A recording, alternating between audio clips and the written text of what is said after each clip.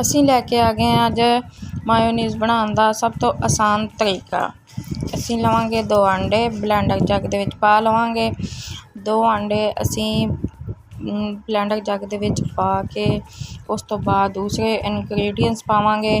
ਤੁਸੀਂ ਮਾਇਓਨੀਜ਼ ਘਰ ਦੇ ਵਿੱਚ ਤਿਆਰ ਕਰਿਆ ਕਰੋ, ਬਹੁਤ ਜ਼ਿਆਦਾ ਅੱਛੀ ਹੁੰਦੀ ਆ ਅਤੇ ਸਸਤੀ ਵੀ ਪੈਂਦੀ ਆ ਅਤੇ ਫਰੈਸ਼ ਚੀਜ਼ਾਂ ਦੇ ਨਾਲ ਬਣ ਕੇ ਤਿਆਰ ਹੁੰਦੀ ਆ।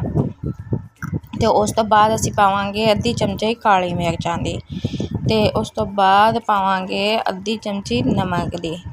ਚਮਚੀ ਅਸੀਂ ਲਵਾਂਗੇ ਖਾਣ ਵਾਲਾ ਚਮਚ, ਜਿੰਨਾ ਚਾਵਲ ਵਗੈਰਾ ਖਾਈਦੇ ਆ। ਉਸ ਤੋਂ ਬਾਅਦ ਅਸੀਂ ਪਾਵਾਂਗੇ ਇਹਦੇ ਵਿੱਚ ਲਸਣ ਅਸੀਂ ਛਿੱਲ ਕੇ ਫਿਰ ਪਾਵਾਂਗੇ। ਅਤੇ ਇਸ ਤੋਂ ਬਾਅਦ ਅਸੀਂ 3 ਚਮਚੇ ਪਾਵਾਂਗੇ ਚੀਨੀ ਦੇ। ਚੀਨੀ ਤੋਂ ਬਾਅਦ ਅਸੀਂ ਪਾਵਾਂਗੇ 1 ਚਮਚੀ ਸਿਰਕੇ ਦੀ। ਸਿਰਕਾ ਅਸੀਂ ਇਸ ਤੋਂ ਪਾਵਾਂਗੇ ਕਿ ਸਾਡੇ ਮਾਇਓਨੀਜ਼ ਦੇ ਵਿੱਚ ਆਂਡੇ ਦੀ ਸਮੈਲ ਨਾ ਆਵੇ। ਅਤੇ ਇਸ ਤੋਂ ਬਾਅਦ ਅਸੀਂ ਪਾਵਾਂਗੇ ਇਹਦੇ ਵਿੱਚ ਆਇਲ ਦੀ ਅਸੀਂ ਲਈ ਆ ਪੌਣੀ ਪਿਆਲੀ, ਅੱਧੇ ਤੋਂ ਥੋੜ੍ਹੀ ਜਿਹੀ ਜ਼ਿਆਦਾ ਅਤੇ 1 ਪਿਆਲੀ ਤੋਂ ਥੋੜ੍ਹੀ ਜਿਹੀ ਘੱਟ। ਅਤੇ ਅਸੀਂ ਅੱਧਾ ਆਇਲ ਇਸਤੇਮਾਲ ਕਰਾਂਗੇ, ਅੱਧਾ ਅਸੀਂ ਰੱਖ ਲਵਾਂਗੇ। ਜਦੋਂ ਅਸੀਂ ਅੱਧੀ ਮਾਇਓਨੀਜ਼ ਬਣਾ ਲਵਾਂਗੇ ਅਤੇ ਫਿਰ ਉਹਦੇ ਵਿੱਚ ਪਾਵਾਂਗੇ। ਅਸੀਂ ਹੁਣ ਮਸ਼ੀਨ ਦੇ ਉੱਤੇ ਜੱਗ ਲਾ ਕੇ ਅਤੇ ਚਲਾ ਦਿੱਤਾ ਵਾ।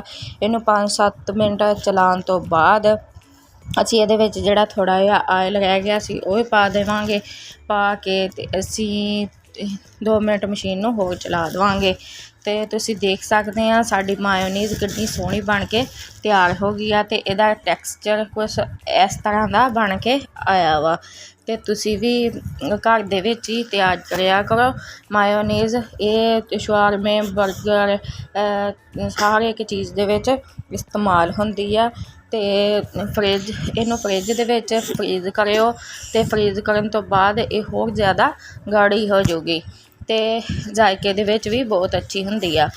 ਮਜ਼ੀਦ ਚੰਗੀ ਵੀਡੀਓ ਵੇਖਣ ਵਾਸਤੇ ਤੁਸੀਂ ਸਾਡੇ ਚੈਨਲ ਅਨਜਾਨ ਕੁੜੀ ਕੁਕਿੰਗ ਵਲੋਗ ਨੂੰ ਲਾਈਕ, ਸ਼ੇਅਰ, ਸਬਸਕ੍ਰਾਈਬ ਕਰੋ ਅਤੇ ਅੱਲਾ ਹਾਫਿਜ਼।